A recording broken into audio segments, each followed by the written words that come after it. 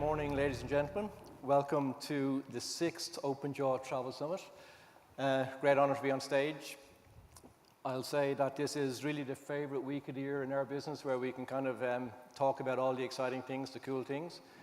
So we're going to talk about travel, we're going to talk about technology, and then we're also going to talk about the intersection of the two, which I think is absolutely fascinating. So when I start this keynote every year, I say that it's not a sales and marketing conference. It is actually all around education. We've got some great content over the next 2 days. So we've got OpenJaw speakers on stage. We've got travel industry participants and sort of major travel brands. We have innovative startups. And then also we have some of the large internet brands such as Facebook and Google. So we've got a lot to get through in this. We've about an hour and 40 minutes. Started slightly late, so apologies. It's a big production. And I'm going to go straight into it. So just a quick update on the OpenJaw business, okay? So we're a TravelSky company. Just over a year ago, we were acquired by TravelSky. It's been a really transformative acquisition. It's given us the kind of scale to really think about growing our business globally. For those that don't know about TravelSky, they really are the dominant IT provider in China to the aviation and to the travel industry. Listed on the Hong Kong Stock Exchange, 6,000 employees across China and Greater China. Servicing 105 airlines, 300 airports, and then processing over 500 million passengers a year. So it's an incredibly large business, and we are very privileged to be part of that and growing our business worldwide. So in terms of our locations, we're now operating across 6 offices in 5 countries. So we have our Dublin headquarters. We're about to commence operation in Dalian in China for our China HQ, and then obviously Asia Pac is in Hong Kong, and then major delivery centers in Krakow, in Madrid, and in Galway. Okay. So this morning we have an interesting announcement to make a little later on. So in terms of our headcount, we're at 230 people today, currently. As part of the 3-year plan, we're looking to increase those numbers to 450 people, so that's by the end of 2015. We'll have about 50 jobs in Ireland, so that'll bring our total headcount in Ireland to about 200 people.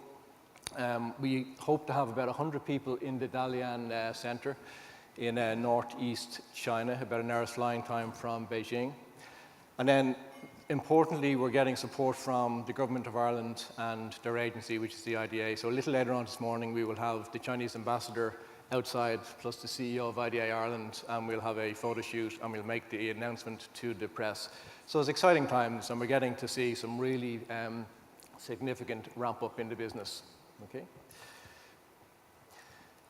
So if you think about our business, what was a startup in 2002. In 2016, we processed, this is just for our hosted customers, but we processed $2 billion of transaction value, so gross transaction value.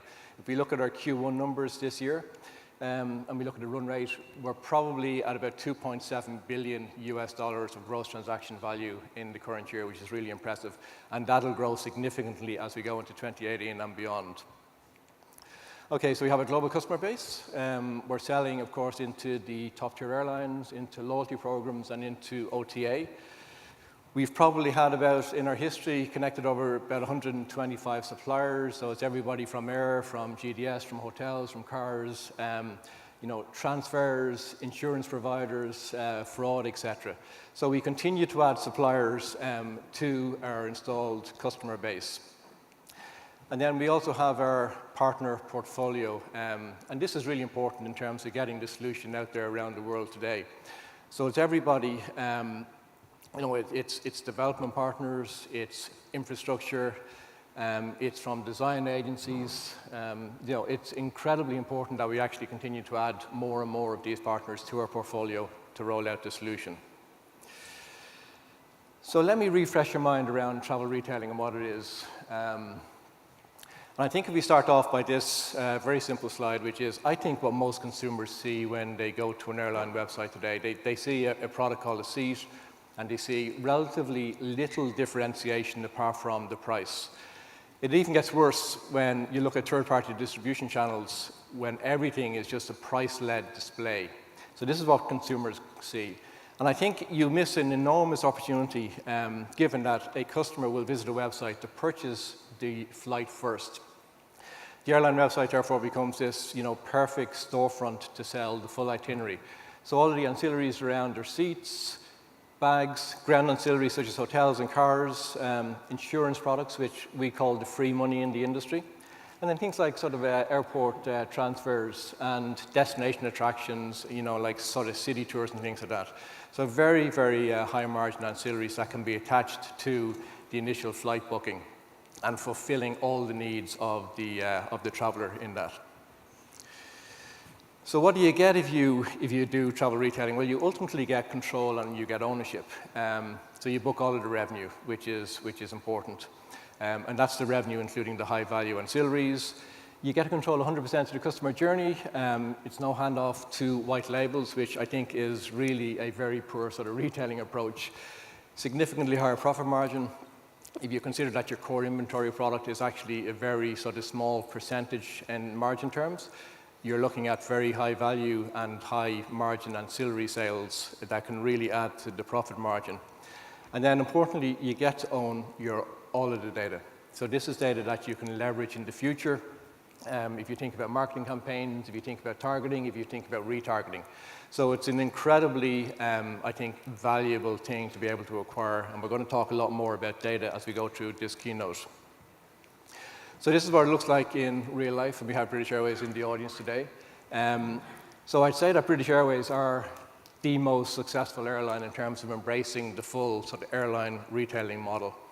And this is what it looks like. You basically see all of the products that are for sale. You, of course, see lots more products as you go through the booking path in terms of cross-sell and upsell and switch-sell.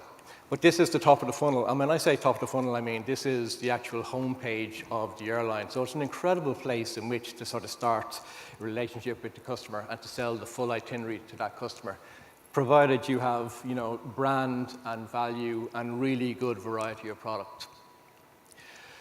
So when we looked at the T-Retail platform, when we looked at what our customers were doing over many years, it really, to us, we sort of realized that with the T-Retail platform, it can feel like you've got, wait for it, these sort of magic powers. You can control the full sort of end-to-end retailing experience. You don't need IT. You don't need to develop software once the system is in production. So it's incredibly powerful. We'll be talking a lot about magic as we go through this keynote, and all will be revealed shortly. So what we've done is developed, I think, the most robust, fully featured sort of travel retailing platform out there.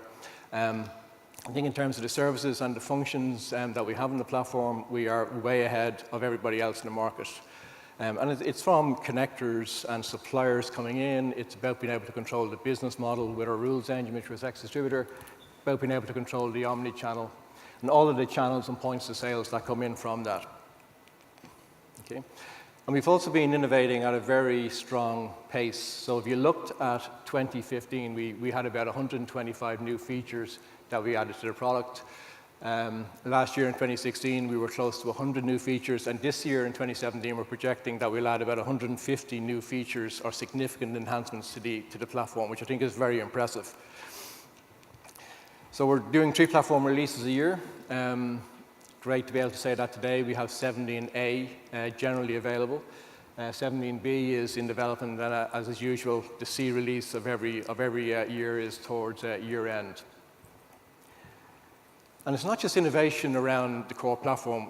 We're also innovating in the adjacent areas of the platform, and this is through what we call Project X, which is our internal code name for our continuous innovation program.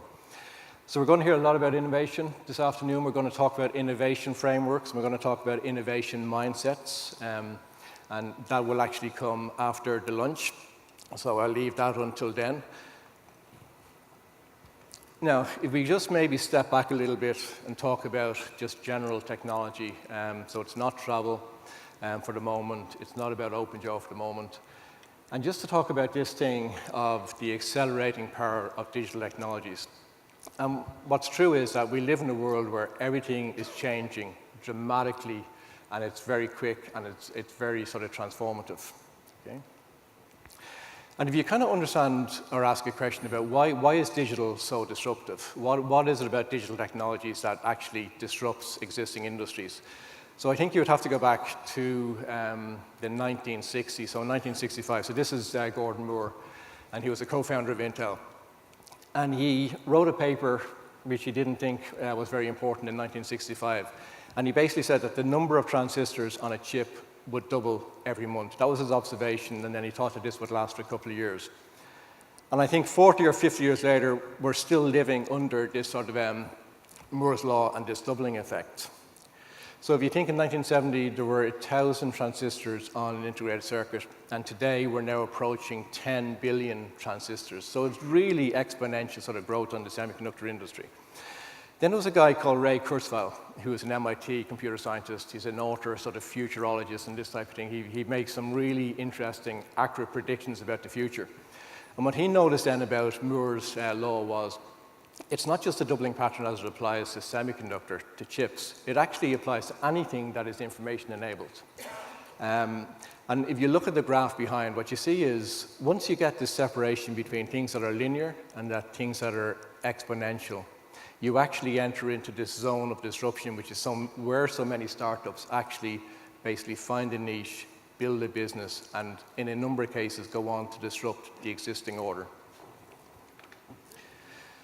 So how would you make sense of this? I mean, you need a framework to kind of unravel, the effects of digital. And I want to maybe talk about a framework that you can use to try and rationalize, the accelerating effects of the new digital world. And it's by Peter Diamandis, phenomenal author, thinker, doctor from Harvard, a master's in aeronautical engineering from MIT. He works at everything, absolutely unbelievable mind. So he has this framework called the 60s framework, and it's the 60s of exponentials. And he basically gives us a framework in which we can sort of think rationally about the impact of digital technologies. And the first thing is, when anything becomes digitized, it enters the same exponential growth that we see in computing. So it's effectively Moore's law or Kurzweil. It's this doubling effect that we see.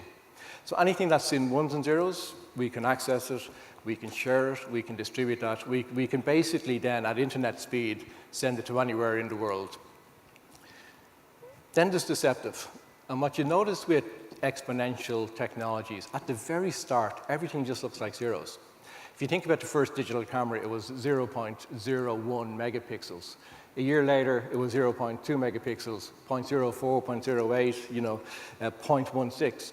Once it goes through 1 and becomes 2, I mean, 2, when you double that 20 times, is actually 1 million. So you can see what happens when you have a doubling pattern. Things at a point suddenly become very steep in the growth curve. You get this hockey stick effect, and you get a zone of disruption where a lot of new value is built and a lot of existing value is lost. So then what happens, you have demonetization, okay? And this is really a sort of a big form of disruption to existing industries. So money is increasingly removed from an industry or from existing vendors because the technology just becomes so much cheaper and often to the point of being free. So when things are in software or when things become digital, often there are models that basically give products to people for free or freemium type models. Then dematerialize. So if you look at the icons behind, things like a video camera or a video player or a satellite navigation, simple things like a torch, a digital camera, your telephone, your email. What's actually happened over the last 20 years is that all of these products that you would have purchased separately have now dematerialized into a software app on your phone. I mean, it's really incredible when you think about that transformation. So then think about democratization. So when something is effectively digitized and its cost drops almost to zero, everybody can have access to it.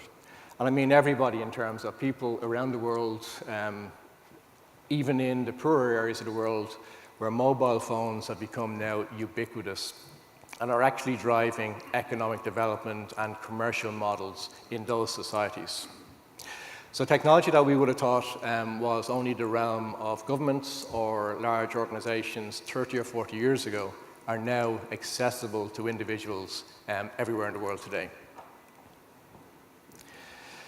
So if you think that's all theoretical, think about this. So this is what Peter Diamandis it sort of calls the different Kodak moment. And for those of you in the audience who may not remember Kodak film and cameras, they ran this marketing campaign called the Kodak Moment with really inspirational photographs that they branded a Kodak Moment.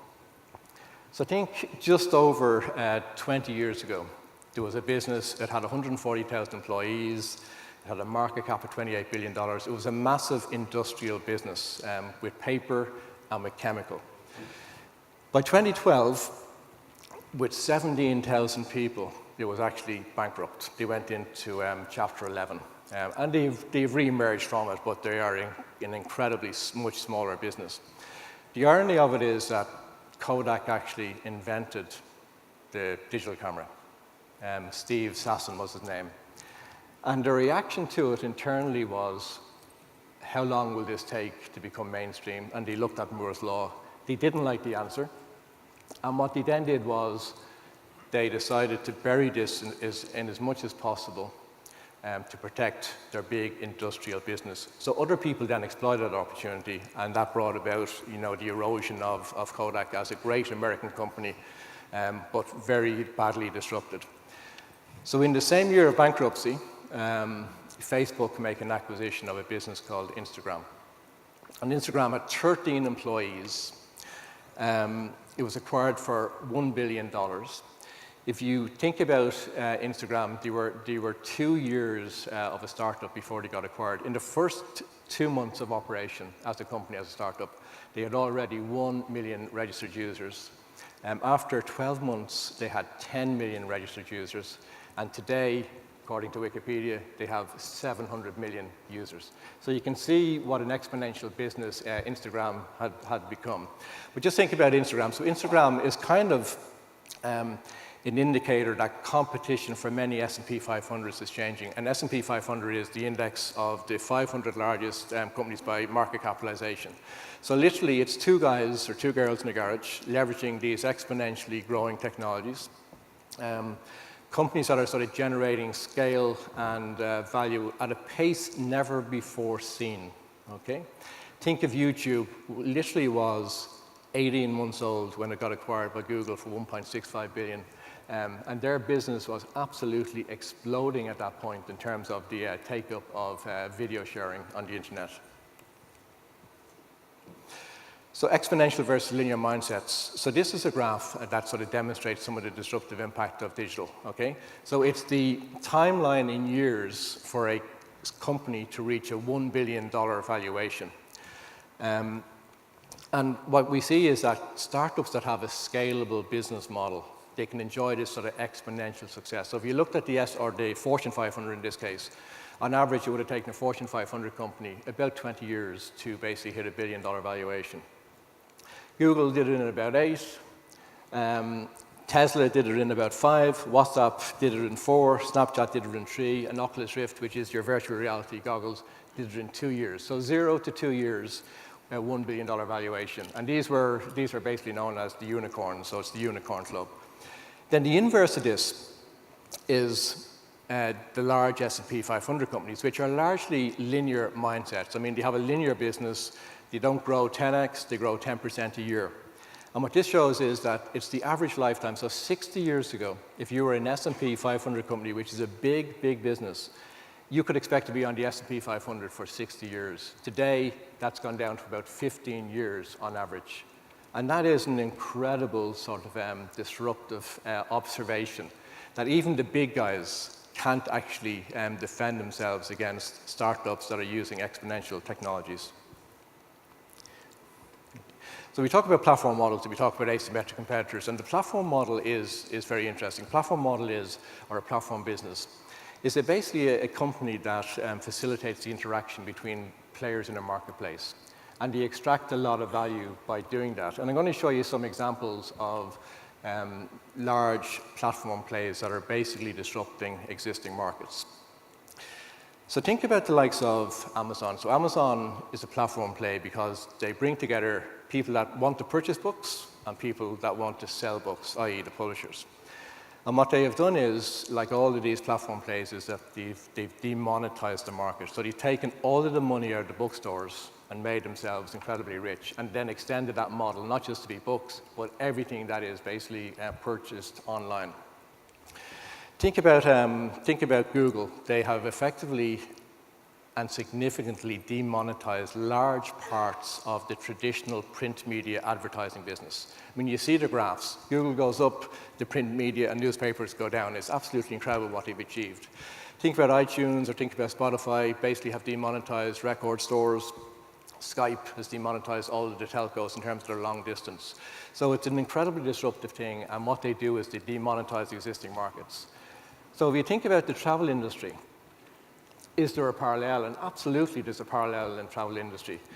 I mean, if you look at someone like Expedia, they effectively are demonetizing travel agencies worldwide. If you look at Uber, who would have ever thought 20 years ago that you could make any money from taxis or ground transportation in that sense? But Uber are demonetizing a very difficult, sort of gritty industry and doing it tremendously well. And Booking.com is demonetizing hotels. I mean, the sort of, the commissions that are being charged are absolutely phenomenal for Booking.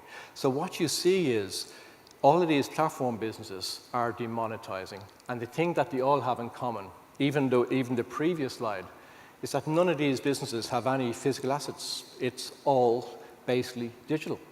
They're using other people's assets. So nobody here owns any aircraft, nobody here owns any hotels, nobody here owns any ground transportation, but yet they are the central platform play in that industry and taking significant value. So just talk about asymmetric, and often the platform players are called asymmetric competitors. And an asymmetric competitor is somebody that was never in the traditional peer group of competitors, but they come from left of field. And with platform plays, often they can explode or accelerate so aggressively that from nowhere they become a serious competitor to the existing order. So think about SNCF, which is French rail. I mean, it's obviously massive in France, but it's a major force in Western Europe in terms of rail transportation. 245,000 employees, $27 billion revenue. What's interesting is the jewel in the crown, which is TGV, so high-speed rail, 1,800 kilometers. When the EU deregulated the European rail network so that people from different countries could roll their trains and compete in those markets, you would have thought that it was Deutsche Bahn that was basically going to be the competitor. I mean, it's a rail company. But actually what you find is it's another platform business. It's actually the ride-sharing economy, so BlaBlaCar. So 245,000 employees in SNCF and 300 employees in BlaBlaCar. And you can go and look at their website any day of the week, look at it on a Friday evening, and Paris to Lyon, there will be a whole list of people driving from the two cities, advertising the price they'll charge for the ride share, the blah blah factor. Do you want a car where there's lots of conversation, or do you just want blah where there's very little said, so you can basically define what kind of environment you want in the car. So today, valued at 1.6 billion, they've raised 336 million in venture capital, and these are really chipping away at SNCF. People perceive SNCF and TGV as expensive, and BlaBlaCar as basically being a much more inexpensive offering, albeit a slower service to get between cities. So where are we in the evolution of travel retailing? So you think in 2012 we launched the T-Retail platform, and we really sort of went beyond airlines just selling seats or people just merchandising around that seat. We find merchandising is a very sort of narrow word. And we introduced the concept of retail. So this really was about the storefront and being able to sell all of the components of an itinerary.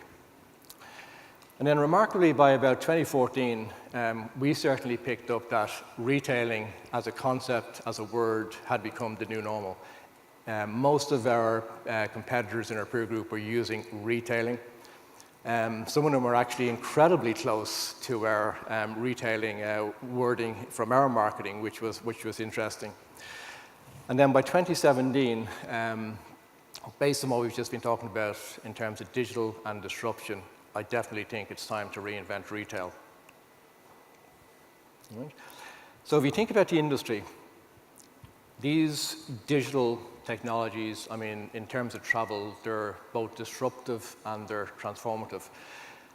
And when we sat down over the last year, we basically began to look at the impact of these technologies on our own roadmap and how we could invent retail. So we looked at things such as the customers and just how networked customers are today. That people could use technology to scale their business. Data and all of the value that you can get in data. If you look at cloud has now become the sort of default infrastructure for so many businesses. Things like cognitive and artificial intelligence.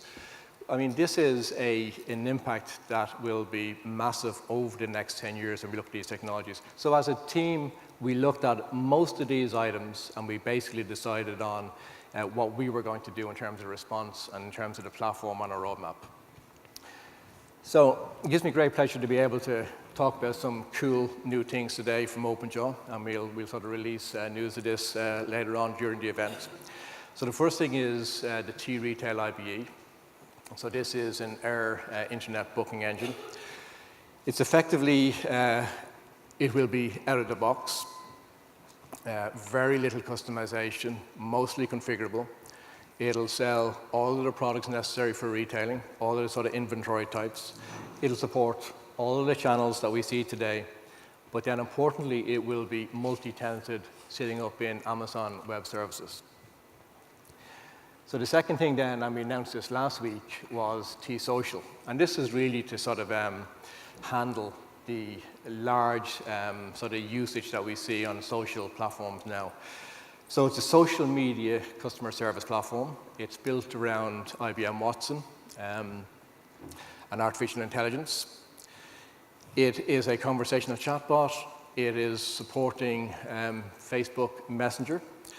And it improves over time with machine learning. So literally we use tens of thousands of Q&A, questions and answers, to basically train Watson to be able to respond from a chatbot in Facebook Messenger to people who are looking for servicing.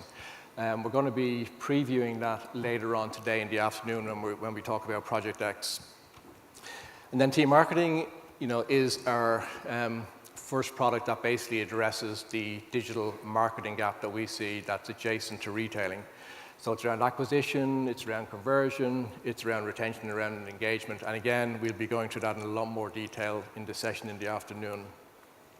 Then T-Supplier is a very, very significant rethink around Supplier, around the network of supply. And what we're looking to do is for any new supplier to onboard them in 1 week using a unified API, and literally then 1 hour activation to any customer that's using the T-Retail platform. So rapid response times in terms of caching, real-time analytics in terms of the performance of the suppliers and inventory. And we'll also be giving a preview of that later on today. And then finally, we have T-Data, and this is our big data platform. We're going to talk about this in a moment in much bigger detail. So it's around super personalization, which I must say, when I heard the concept of super personalization, I wasn't quite sure what that was, but it is literally personalization down to the individual, to one person. We'll talk a lot about propensity today and propensity models. But things like next best offer and behavioral segmentation. So this is a major investment for the future in terms of building a big data platform, and we'll talk shortly about this on stage.